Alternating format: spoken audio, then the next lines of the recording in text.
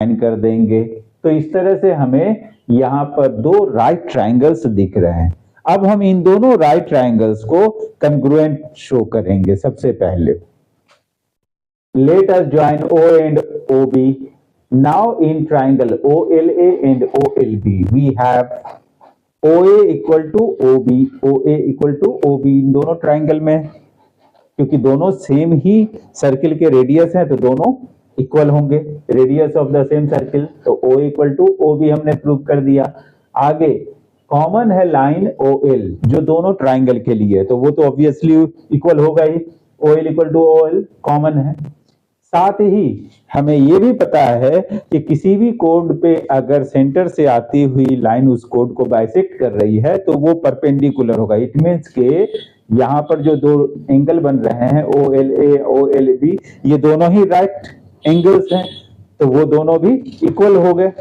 तो as per RHS criteria ये triangle OLA congruent triangle OLB हो गया। फिर हम आराम से AL इक्वल टू BL कह सकते हैं, क्योंकि CPCT corresponding part of congruent triangles are equal. और इस तरह से हम इन्हें बता सकते हैं कि कोई भी परपेंडिकुलर लाइन जो सेंटर से होकर कोड पे आती है वो उसे बाइसेक्ट करती है, यानी दो बराबर भागों में बांटती है। सेकेंड क्वेश्चन क्या है? The radius of a circle is 30 centimetre. 13 centimetre किसी सर्किल का रेडियस है and the length of one of its code is 10 centimetre, और इसके एक कोड का जो लेंथ है वो 10 सेंटीमीटर है। मान लीजिए वो सर्किल ये कोड है, ये है 10 सेंटीमीटर लंबा है और इसका रेडियस ये है 13 centimetre. Find distance of the code from its centre. हमें पता लगाना है कि इसके सेंटर O से इसके कोड की जो डिस्टेंस है वो कितनी है। तो इसके लिए हम इन्हें कंस्ट्रक्ट कर लेंगे, ऐसे बना लिया।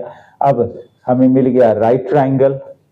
अब राइट ट्राइंगल के हिसाब से हम इसकी लेंथ निकाल सकते हैं एज पर पाइथागोरस थ्योरम। तो 13 स्क्वायर माइनस ये जो इसका हाफ बाइसेक्टर मिलेगा 5, उसका स्क्वायर करेंगे तो हमें इसका स्क्वायर मिलेगा, उसके स्क्वायर को तोड़ को हम इसकी डिस्टेंस बता सकते हैं। वही चीज हम करने जा रहे हैं।